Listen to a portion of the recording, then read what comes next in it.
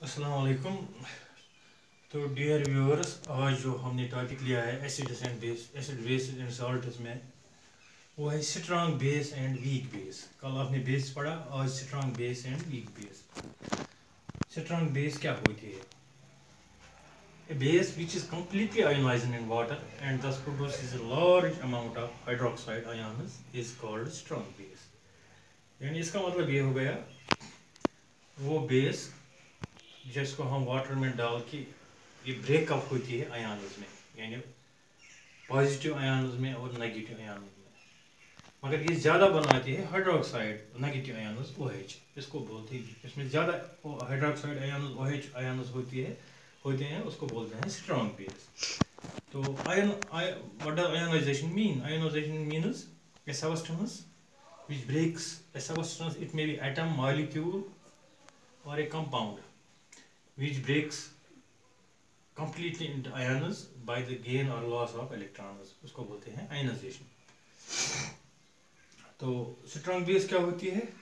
वो बेस जिसको हम पानी में डालते हैं और ये प्रोड्यूस करते हैं large amount of hydroxide OH negative ions, उसको बोलते हैं स्ट्रॉन्ग बेस। इसकी जो आयनाइजेशन है वो करते हैं हम रिप्रेजेंट सिंगल एरो से, जैसे यहाँ पे, जैसे ये है एग्जांपल सोडियम हाइड्रोक्साइड, ये बेस है NaOH।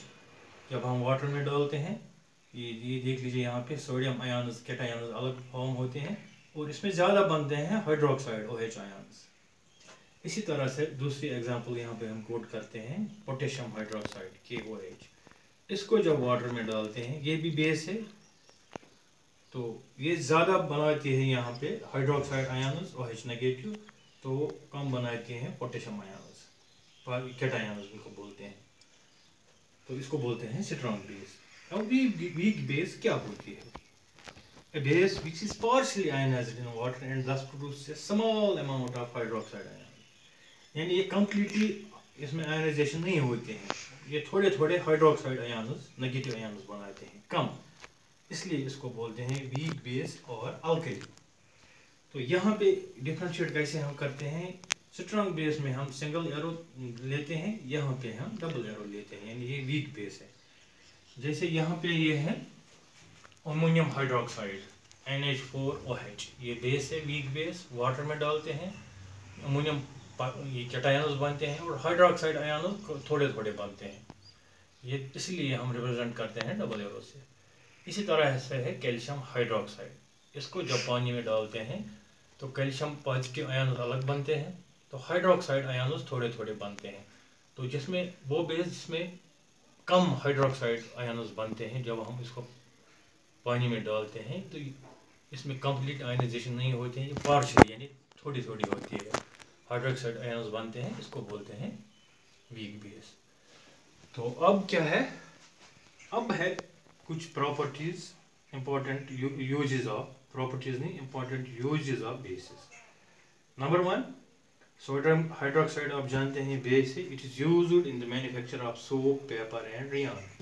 सोप बनाते हैं, पेपर बनाते हैं और रियान एक सबस्टेंस है नायलॉन की, ये बनाते हैं। इसी तरह कैल्शियम हाइड्रोक्साइड भी बेस है, it is used in manufacture of bleaching powder and in white wash. घर में जो वाइट वॉश करते हैं या ब्लीचिंग पाउडर जो हमारा होता है, कैल्शियम हाइड्रोक्साइड से बनता है। तो नंबर 3, मैग्नीशियम हाइड्रोक्साइड भी बेस है, it is used as an anti acid. Acid जब होता है स्टमक में, तो सफ़ेद वो जो एंटी एसिड मेडिसिन हम लेते हैं उसमें होता है मैग्नीशियम हाइड्रोक्साइड, वो एंटी एसिड का काम करती है। यानी जिसको स्टमक में एसिड होता है, तो मैग्नीशियम हाइड्रोक्साइड जब दवाई की सूरत में लेता है तो ये एसिड कम करता है, उसका इफेक्ट कम करता है। इसी तरह सोडियम बाइकार्बोनेट बेस है, it is used as baking soda in cooking for making anti acid and in soda fire extinguisher. यानी कुकिंग में हम इस्तेमाल करते हैं, एंटी एसिड बनाते हैं इससे सोडियम बाइकार्बोनेट से, और फायर एक्सटिंग्विशर जिसे हम आग बुझाते हैं, जो हमारे स्कूल में भी लगा हुआ है, तो इसमें हम ये इस्तेमाल करते हैं। इसी तरह से है sodium carbonate, it is used as washing soda for softening of hot drinks. तो जो आप ड्रिंक्स लेते हैं उसमें होता है ये सोडियम कार्बोनेट, इससे इससे इसका जो ये असर होता है कम होता है, ये इसको सॉफ्टनिंग के लिए लगता है। तो ये थी आज का टॉपिक जो था स्ट्रॉन्ग बेसिस, वीक बेस और इम्पॉर्टेंट यूज ऑफ बेसिस, इसके बारे में। तो इंशाल्लाह हम कल आपको इसके आगे बताएंगे।